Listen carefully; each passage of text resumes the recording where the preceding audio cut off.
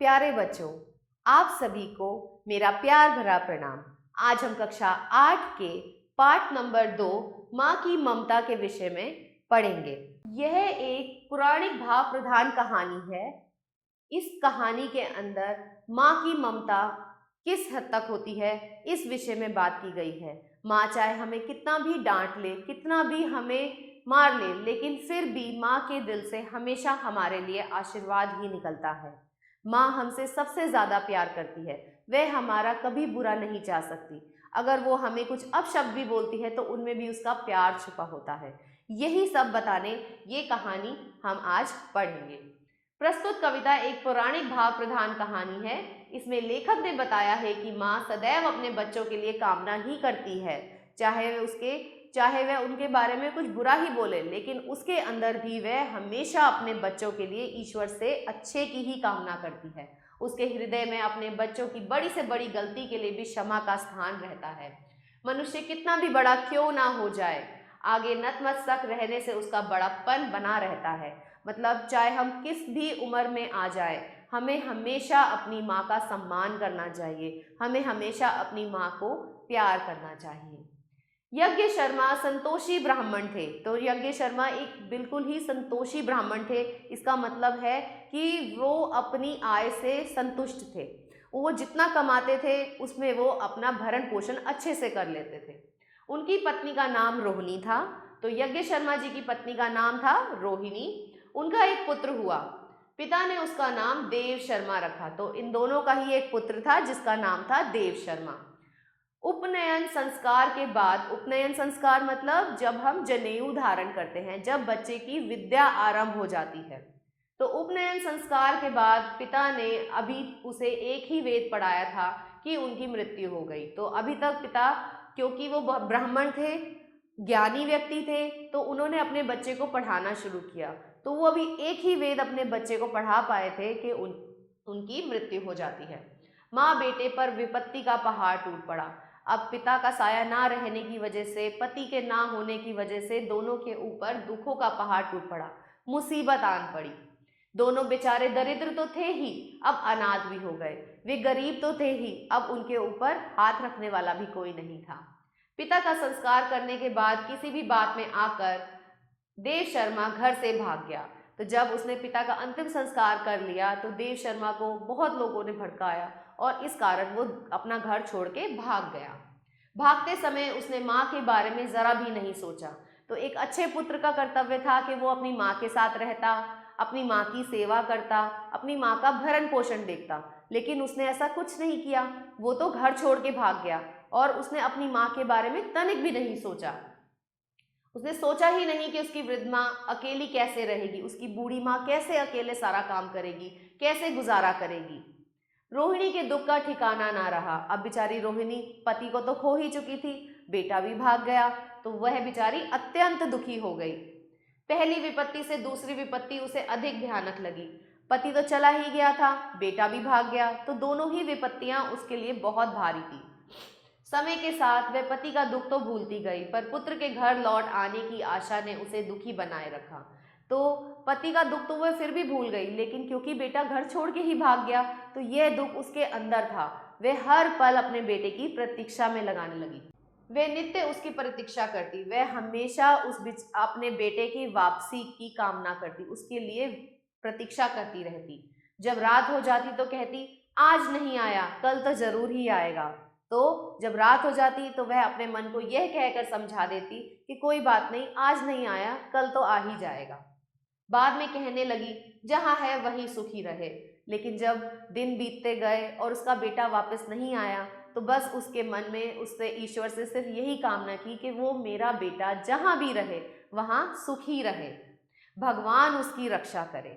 तो माँ का दिल आप देख सकते हो बच्चों। माँ के मन में हमेशा बच्चे के लिए, जो बच्चा माँ को छोड़ के चला गया, उसके लिए भी माँ हमेशा यही प्रार्थना करती है कि भगवान उसकी रक्षा करे। पर उसके चित्त से प्रतीक्षा की भावना ना गई। उसके मन में अभी भी अपने बच्चे की प्रतीक्षा थी। वह पुत्र की प्रतीक्षा में ही जीवन बिताने लगी। अब उसके जीवन का एकमात्र लक्ष्य था अपने पुत्र की प्रतीक्षा करना। घर से देव शर्मा गंगादि तीर्थों पर स्नान ध्यान दर्शन अध्ययन करता हुआ ब्रह्मचारी के वेश में घूमता घामता नंदीग्राम आया। तो देव वर्मा जब अपना घर छोड़ के चला गया तो वो गंगा नदी के तट से स्नान करता, दीक्षा धारण करता, दर्शन करता और एक ब्राह्मण का जीवन व्यतीत करते हुए नंदीग्राम आ गया और वहीं एक मठ में रहने लगा। सिद्धि प्राप्त हो गई। सिद्धि मतलब शक्ति प्राप्त हो गई। इस बात का आभास उसे बिल्कुल ना था, तो क्योंकि उसने ज्ञान अर्जना इतनी ही कर ली थी कि उसको सिद्धि प्राप्त हो गई थी। जब एक दिन उसने नदी स्नान करके अपना वस्त्र धोकर सूखने डाला, तब उसे एक ओर से कौवा तथा दूसरी ओर से बगला उसके वस्त्र उठाकर उड़ने लगा। तो एक दिन वह स्नान कर रहा था तो उसने क्या देखा कि उसके वस्त्र जो थे एक तरफ से कौवे ने उठा रखे थे और एक तरफ से बगुले ने उठा रखे थे और वो उड़ रहे थे। देव शर्मा ने उन्हें डराया। उन्होंने उसको डराने की कोशिश की ताकि वो उसके कपड़े छोड़ दे। वे मारे डर के उस पर बीट करके उड़ गए। तो क्योंकि उन पक्षियों को डर लग गया था इसलिए उन्होंने उसके ऊपर बीट कर दी और वो उड़ गए। यह देखकर देव शर्मा को कोप भरी दृष्टि से उनकी ओर देखा। तो अब क्या है, देव शर्मा को बहुत गुस्सा आया। कोप मतलब गुस्सा। उसने गुस्से भरी आंखों से उन्हें देखा। उसकी कोपाग्नि से भस्म हो दोनों तत्काल वहीं गिर पड़े। तो अब क्योंकि उसको सिद्धि प्राप्त हो गई थी, तो जब उसने उन्हें गुस्से भरी आंखों से देखा, उसकी उन्हीं कोप भरी आंखों की वजह से वो दोनों ही पक्षी जल के वहीं गिर गए। उन्हें गिरता देख देव शर्मा को हैरानी हुई, साथ ही अभिमान भी कि मेरे समान संसार में और कोई शक्तिशाली तपस्वी नहीं।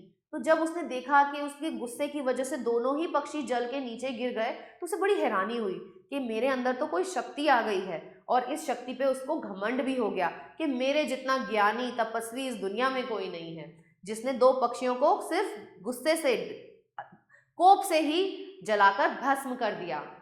अपने को ज्ञान सिद्ध मानकर वह नित्य की तरह नंदीग्राम में भिक्षा मांगने गया। तो अब अपने आप को वो एक महान तपस्वी मानने लगा था, लेकिन अपने भरण पोषण के लिए उसे अभी भी भिक्षा ही मांगनी थी। भिक्षा मांगते मांगते वह कश्यप नाम के ब्राह्मण के द्वार पर पहुंचा। अब वो किसके द्वार पर आ गया था? वो एक ब्राह्मण के द्वार पर आया था जिसका नाम था कश्यप। उसने आवाज लगाई, माँ भिक्षा दो। तो अब उसने अपने रोज नित्य कार्य की तरह उसने रोज की तरह आवाज लगाई, माँ मुझे भिक्षा दे दे। कश्यप की पतिव्रता पत्नी सावित्री उस समय पति सेवा में तत्पर थी। तो उस समय जब वो भिक्षा मांगने उनके घर पर आया था, उस समय कश्यप की पत्नी क्या कर रही थी? वह अपने पति की सेवा में लीन थी। वो क्या कर रही थी? वह देर तक चुपचाप पति सेवा में लगी रही। वह अपना काम अपने पति की ही सेवा में लगी रही। उसने पानी गर्म किया, उससे पति के पांव धोए। तो वो क्या करती है? वो पानी गर्म करती है और उनसे अपने पति के पांव धोती है। जब पति आराम से बैठ गए तब वह भिक्षा लेकर ब्रह्मचारी के पास आई, उसे भिक्षा देने लगी। तो क्या हुआ कि जब उसने अपने पति को आराम से बिठा लिया तब वह भिक्षा लेके बाहर गई देव शर्मा को भिक्षा देने के लिए। परंतु ब्रह्मचारी को तो अपनी सिद्धि पर अभिमान था, उसे तो बहुत घमंड हो गया था। वह कभी का चला जाता, किंतु इस अपमान का बदला लेने के लिए वह वहीं खड़ा रहा। तो क्योंकि उसे घमंड था, अगर अच्छा तपस्वी होता तो वो चला जाता, लेकिन उसने क्या, मेरे के अंदर तो मैं तो महान हूं, तो वो वहीं खड़ा रहा ताकि वो किससे बदला ले सके? सावित्री से बदला ले सके। उसने इस पतिव्रता सावित्री को जलाने की इच्छा से घूर कर देखा। तो उसने कहा कि मैं इसे भी भस्म कर देता हूँ, मेरे कोप अग्नि से ये भी भस्म हो जाएगी। उसे वैसे देखते देखते सावित्री ने हंसकर कहा, मैं ना काक हूं ना ही बलाका हूं। तो सावित्री जान चुकी थी, वह एक पतिव्रता स्त्री थी। तो उसने कहा कि मैं उस कौवे की तरह नहीं हूं, मैं उस बगुले की तरह नहीं हूं। काक मतलब कौवा, बलाका मतलब मादा बगुला, जिन्हें तूने जलाया है। जैसे कि तूने उन दोनों को जला दिया, मुझे नहीं जला पाएगा। वे नदी पर ही जल गए, अब तुझसे कोई नहीं जलता। कह रही उन दोनों को ही जला पाया है तू, अब तेरी कोपग्नि से कोई नहीं जलेगा। क्रोधी, यही भिक्षा लेनी हो तो ले, अगर तूने भिक्षा लेनी है तो ले, नहीं तो यहाँ से चलता बन। व्यर्थ में घूर घूर कर क्या देखता है? मुझे ऐसे घूर घूर कर देखने की आवश्यकता नहीं है। तेरा क्रोध करना व्यर्थ है, मेरे सामने तेरा क्रोध किसी काम का नहीं है। सावित्री की यह बात सुनकर देव शर्मा हक्का बक्का रह गया। देव शर्मा बिल्कुल हैरान रह गया, अरे ये कैसे, इसे कैसे पता? और चुपचाप भिक्षा लेकर चला गया। रास्ते भर सोचता रहा कि इस स्त्री में दूर घटित घटना को जान लेने का सामर्थ्य कैसा है। अब वो बिल्कुल हैरान था कि ये कैसे हो गया। इस स्त्री ने इतनी दूर कहाँ पे ये घटना घटित हुई थी, इस स्त्री ने कैसे देख लिया, इस स्त्री को कैसे ज्ञात है। यही सोचता सोचता वह मठ में पहुंच गया। तो यह सोचता सोचता उसका रास्ता कट गया और वो मठ में पहुंच गया। बहुत माथा मारने पर भी जब वह ना जान पाया, उसने बहुत कोशिश की सोचने की कि ऐसा कैसे हो गया, कैसे इस स्त्री ने ये सब पता कर लिया। तब भिक्षा का पात्र मत में रखकर फिर सावित्री के पास जाकर उसने विनय पूर्वक पूछा, देवी, मैं आपसे यह जानने आया हूँ कि एकांत में घटित उस घटना का ज्ञान आपको यहाँ बैठे कैसे हो गया। तो वह वापस जाता है, जिज्ञासा अपने मन में लेके वापस उस स्त्री के पास जाता है, सावित्री के पास जाता है और उससे बहुत ही प्रेम पूर्वक विनय पूर्वक पूछता है कि देवी, इतनी दूर ये घटना घटित हुई थी, आपको कैसे पता।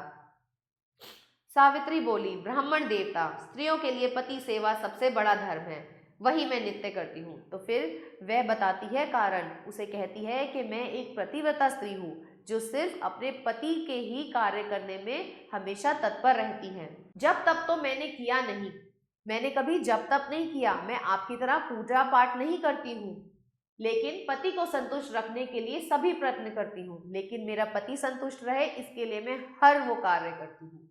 इसलिए दूर की बात जानने की शक्ति मुझ में अपने आप उत्पन्न हो गई है। तो कहती है कि जैसे तेरे अंदर शक्ति आ गई थी, ऐसे ही मेरे अंदर भी शक्ति आ गई है। यह तो तूने जान लिया, पर तेरे कल्याण के लिए मैं तुझे एक और बात बताना चाहती हूँ। तो अब वो उसको आगे कहती है कि तुझे ये सब तो पता चल गया कि मेरे अंदर भी शक्ति है, लेकिन मैं तुझे एक और बात बताना चाहती हूँ। तू यदि समझना चाहे तो सुन, और अगर तुम सुनना चाहते हो, इस बात को समझना चाहते हो, तो मुझसे यह बात सुनो।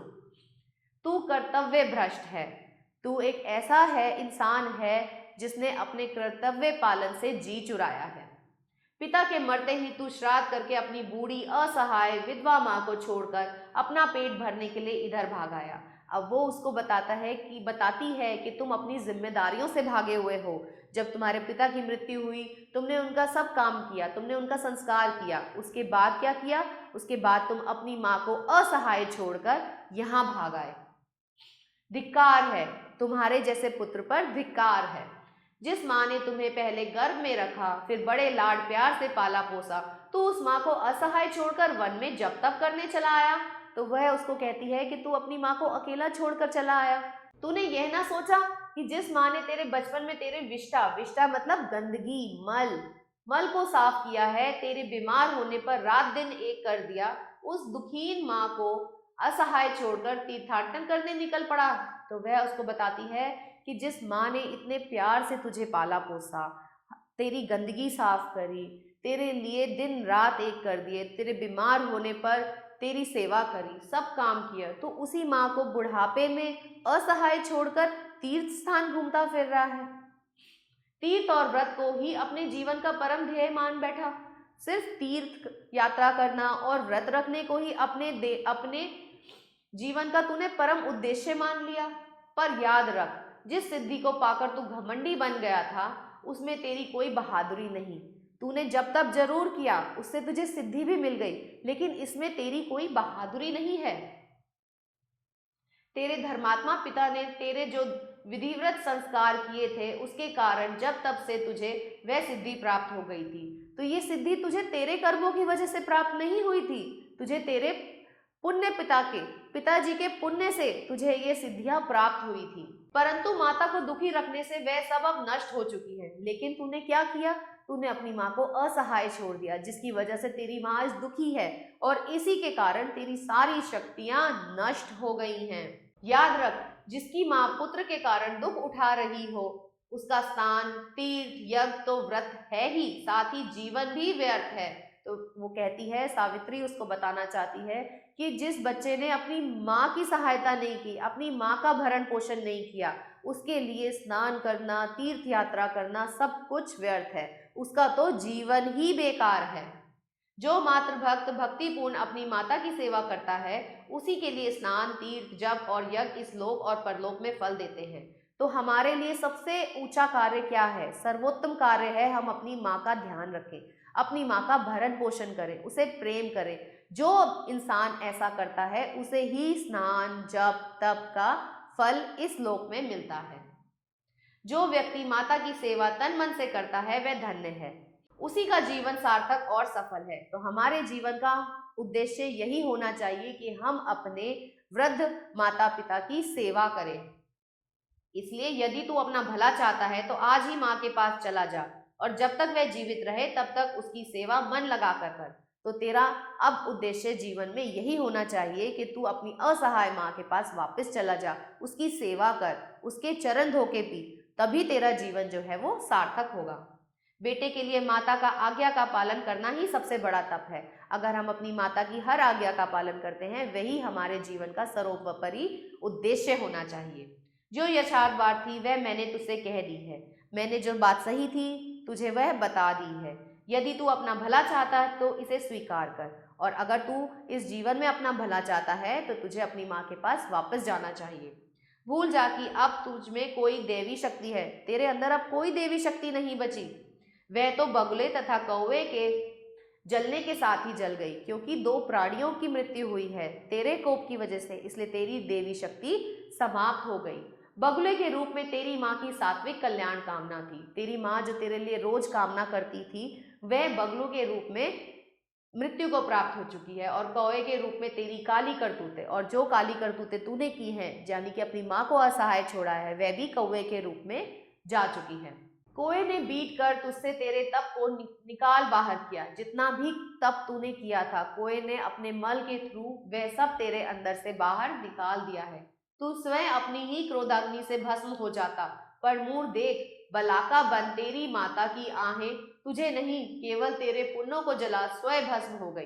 तो वह उसको बताना चाहती है, सावित्री उसको कहना चाहती है कि तेरी कोप अपनी तो इतनी ज्यादा थी कि तू खुद ही उससे भस्म हो जाता, लेकिन तेरी माँ की दुआएं, तेरे माँ का आशीर्वाद बगुले के रूप में स्वयं जल गई, लेकिन तुझे भस्म नहीं होने दिया, क्योंकि तेरी माँ के मुख से हमेशा यही निकलता है, भगवान मेरे बेटे की रक्षा करना। तेरी रक्षा सदा तेरी माँ की यह भावना करती रही है, मेरा बेटा जहाँ भी रहे सुखी रहे, उस पर कोई विपत्ति ना आए ईश्वर। तो माँ के मुंह से हमेशा यही कामना निकलती रहती थी, जिसकी वजह से आज तुझे जीवन दान मिला है। तेरी रक्षा तेरी माँ की भावना करती है। ईश्वर वह ना समझ है, उससे नहीं समझा, उसकी नासमझी ने मुझे दुखी किया है। तो वह हमेशा ईश्वर से यही कहती है कि मेरा बेटा ना समझ है, उसने नासमझी में मुझे वो छोड़ के चला गया, उसकी नासमझी के कारण ही मुझे यह दुख मिला है। मेरा बेटा अकेला विदेश में है नाथ, उसका बाल भी बाका ना हो, हमेशा उसकी रक्षा हो, उसके ऊपर कोई मुसीबत ना आए, यही मेरी विनय है। तो यह कामना उसकी माँ सदैव रोज यही कामना करती थी कि मेरे बेटे की रक्षा स्वयं ईश्वर आप करें, आप सदा उसकी रक्षा करते रहे। यह ठीक है, उसने मुझे दुख देकर पाप किया है, पर हे प्रभु उसके इस पाप के बदले में उसे दुख ना दे। तो माँ के मन में जिस बेटे ने उसे इतना दुख दिया है, माँ के मन में उसके लिए भी कोई दुख नहीं है। वह सिर्फ ईश्वर से यही प्रार्थना करती है कि मेरे बेटे को कोई दुख ना मिले, क्योंकि उसे दुख से मेरा दुख और अधिक बढ़ जाएगा, क्योंकि अगर मेरा बेटा दुखी होगा तो मैं और दुखी हो जाऊंगी। यही तेरी माता की प्रार्थना तेरा कवच बनकर तुझे बचा रही है। तो वह सावित्री उसको कहती है कि यही एक रक्षा कवच है जो रोज तेरी माँ तेरे लिए कामना करती है, और ईश्वर इसी से तेरी रक्षा कर रहा है। यह सुन देव शर्मा का हृदय संताप तथा पश्चाताप से भर गया। देव शर्मा को आत्मग्लानि होने लगी, उसे बहुत पछतावा होने लगा कि उसने कैसा कुकृत्य कर दिया है। वह सोचने लगा, कहाँ माता के लिए मेरी यह निष्ठुरता कि मैं उस असहाय को भूखा मरने के लिए छोड़ भाग आया हूँ। तो कहता है कि मैं कितना कठोर व्यक्ति हूँ, कितना निष्ठुर हूँ, मैंने अपनी माँ को असहाय छोड़ दिया, भूखा प्यासा छोड़ दिया। और कहाँ वह ममतामयी अपने स्वाभाविक स्नेह से मेरा कल्याण चाहती है, और कहाँ मेरी माँ जिसका हृदय सिर्फ ममता की भावना से ओतप्रोत है, जो सिर्फ मेरे कल्याण के विषय में ही सोचती है और सुरक्षा की कामना करती रही। वह सोचकर उसने सावित्री से कहा, बहन आपकी आज्ञा से मैं अभी सीधा माँ के पास घर जा रहा हूँ। तो देव शर्मा को सद्बुद्धि आ गई थी, उसे अपने ऊपर आत्मग्लानि हो रही थी कि मैंने ये क्या कर दिया। तो वो सावित्री के आगे हाथ जोड़ता है, कहता है, बहन मैं अभी अपनी माँ के पास वापस जा रहा हूँ। उसने अपने किए अपराध की क्षमा मांगूंगा। मैं अपनी माँ के पास जाके उनके चरण स्पर्श करके उनसे क्षमा याचना करूंगा। वे मेरी माँ हैं, वे मुझे अवश्य क्षमा करेंगी, क्योंकि वे मेरी माँ है। उनका हृदय सदैव प्रेम से ओतप्रोत है, तो वे मुझे माफ कर देंगी। सावित्री को श्रद्धा से नमस्कार करके वह चला गया। तो वह सावित्री को नमस्कार करता है कि उसने उसकी आंखें खोल दी और वहां से वह चला जाता है। उसे देख माँ ने गले लगाकर पूछा, बेटा मैं तो तुझे रोज याद याद करती थी, तू क्या माँ को बिल्कुल ही भूल गया? तो बेटे को देखते ही माँ के अंदर का दुख दर्द सब बाहर आ गया। वह बेटे को देखते ही बोलती है, बेटा मैं तो तुझे रोज याद करती थी, क्या तू मुझे भूल गया था? तो यह पूरा का पूरा पाठ लिया गया है नरसिंह पुराण के आधार पर है, वहीं से इसको लिया गया है। तो इस कहानी का उद्देश्य था माँ की महानता तथा माँ के हृदय में बच्चे के प्रति प्रेम को उजागर करना। माँ की महानता तथा उसके प्रभुत्व को चित्रण करना इस कहानी का मूल उद्देश्य था। आइए बच्चों इसका अभ्यास करते हैं। बहुविकल्पीय प्रश्न, इसके लिए बच्चों आपको एक OMR शीट दी गई है। इसमें 4 गोले होते हैं हर आंसर के सामने, आपको जिन्हें अच्छे से भरना होता है काले या नीले रंग के पेन से। रोहिणी को किस बात का दुख ज्यादा समय तक सलाता रहा? किस बात का दुख था? कि पुत्र छोड़कर चला गया है, पुत्र के छोड़कर चले जाने का दुख उसे ज्यादा था। तो आप इसमें C वाला करेंगे। देव शर्मा को सिद्धियां कैसे प्राप्त हुई थी? तपोबल से, पिता के संस्कारों के कारण, गुरु की कृपा से, ईश्वर की कृपा से। तो उसे पिता के संस्कारों के कारण ही शक्तियां प्राप्त हुई थी। तो इसमें आप ख पार्ट में ब को सर्कल करेंगे। देव शर्मा की माता का क्या नाम था? अब बताएं बच्चों, उसकी माता का नाम था रोहिणी। तो ग में आप पहला वाला सर्कल करेंगे। देव शर्मा किस जगह के मठ में रहने लगा था? वह नंदीग्राम के एक मठ में रहने लगा था। तो इसके लिए आप बी सर्कल करेंगे। बगुला के रूप में देव शर्मा के पास कौन आया था? माँ की सात्विक कल्याण कामनाएं। तो इसके लिए आप डी वाला सर्कल करेंगे। रिक्त स्थानों की पूर्ति कीजिए। पिता ने पुत्र का नाम देव शर्मा रखा। पहली विपत्ति से दूसरी विपत्ति उसे अधिक भयानक लगी। रोहिणी पुत्र की प्रतीक्षा में जीवन बिताने लगी। सावित्री की बात सुनकर देव शर्मा हक्का बक्का रह गया। डैश को अपनी सिद्धियों पर अभिमान था। किसे था? देव शर्मा को। स्त्रियों के लिए पति की सेवा सबसे बड़ा धर्म है। बगुले के रूप में तेरी माँ की सात्विक कामनाएं कल्याण कामना थी, सात्विक कल्याण कामना थी। अति लघु उत्तरीय प्रश्न, निम्नलिखित प्रश्नों के उत्तर दीजिए। रोहिणी किसकी प्रतीक्षा में जीवन बिताने लगी? रोहिणी अपने पुत्र देव शर्मा की प्रतीक्षा में जीवन बिताने लगी। देव शर्मा किसकी बात सुनकर हक्का बक्का रह गया? देव शर्मा सावित्री की बात सुनकर हक्का बक्का रह गया। स्त्रियों के लिए सबसे बड़ा धर्म क्या है? स्त्रियों के लिए, पतिव्रता स्त्रियों के लिए पति की हर इच्छा को पूरा करना ही सबसे बड़ा धर्म है। पति की सेवा ही सबसे बड़ा धर्म है। देव शर्मा भिक्षा मांगते मांगते किसके द्वार आया था? कश्यप ब्राह्मण के द्वार आया था। सावित्री किसकी पत्नी थी? वह कश्यप ब्राह्मण की पत्नी थी। निम्नलिखित संवाद को ध्यान पूर्वक पढ़िए और इसे कहने वाले के व्यक्तित्व की विशेषता के बारे में कल्पना कीजिए और उनका उल्लेख कीजिए। मेरा बेटा जहाँ है वहीं सुखी रहे, भगवान उसकी रक्षा करे। तो इसके अंदर एक माँ के मन की व्यथा को दिखाया गया है कि माँ के मन में हमेशा, बच्चे चाहे कितना भी बुरा कर ले, लेकिन माँ के मन में हमेशा बच्चों के लिए क्षमा भाव ही रहता है। माँ का मन हमेशा उनके लिए हम आशीर्वाद ही देता रहता है कि मेरा बच्चा हर जगह जहाँ पे भी हो वहाँ सुखी रहे। मेरे सामने भी नहीं है तो भी कोई बात नहीं, ईश्वर सदैव उसकी रक्षा करे। इस पौराणिक कथा का मूल भाव अपने शब्दों में लिखिए। इस पौराणिक कथा का मूल भाव है माता की ममता, कि माँ के दिल में हमेशा अपने बच्चों के लिए क्षमा भाव रहता है। माँ हमेशा अपने बच्चों के अच्छे की ही कामना करती है। उसके डांटने में भी, उसके मारने में भी बच्चों की भलाई ही हमेशा छुपी रहती है। निम्नलिखित विशेषण शब्दों के सामने उचित विशेष्य पाठ में से चुनकर लिखिए। संतोषी, संतोषी कौन था? ब्राह्मण। पतिव्रता, सावित्री थी, तो पतिव्रता स्त्री। अपूर्व, अपूर्व घटना। असहाय, माता। शक्तिशाली ब्राह्मण, धर्मात्मा ब्राह्मण। निम्नलिखित मुहावरों का अर्थ लिखते हुए अपने वाक्यों में प्रयोग कीजिए। पहाड़ टूट पड़ना, मुसीबत आन पड़ना। भाई की मृत्यु के बाद उस पर दुखों का पहाड़ टूट पड़ा। माथा मारना, बहुत कोशिश करना। बच्चे ने परीक्षा में बहुत माथा मारा पर उत्तर ना आया। रात दिन एक करना, बहुत मेहनत करना। रवि ने रात दिन एक कर कर अपने लिए इतना बड़ा साम्राज्य स्थापित किया। बाल बांका ना होना, जरा सा भी दुख ना होना। वह इतना बड़ा पहलवान है कि कोई उसका बाल भी बांका नहीं कर सकता। हक्का बक्का रह जाना, हैरान रह जाना। प्रथम आने पर रवि अपना रिजल्ट देखकर हक्का बक्का रह गया। निम्नलिखित वाक्यांशों के लिए एक शब्द लिखिए। ब्रह्मचार्य को धारण करने वाला ब्राह्मण।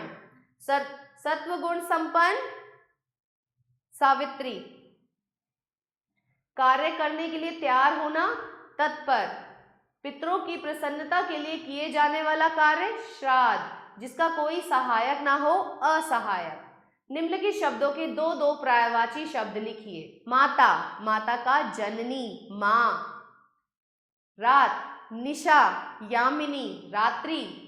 बेटा, सुत, पुत्र। द्वार, दरवाजा। चौखट, कौवा, काग, काक। विपत्ति, मुसीबत, कष्ट। संसार, जगत, दुनिया। गंगा, तटनी, भागीरथी। निम्नलिखित शब्दों को जोड़कर संधि कीजिए। हिम प्लस आलय, हिमालय। सिंह प्लस आसन, सिंहासन। सत प्लस वाणी, सतवाणी।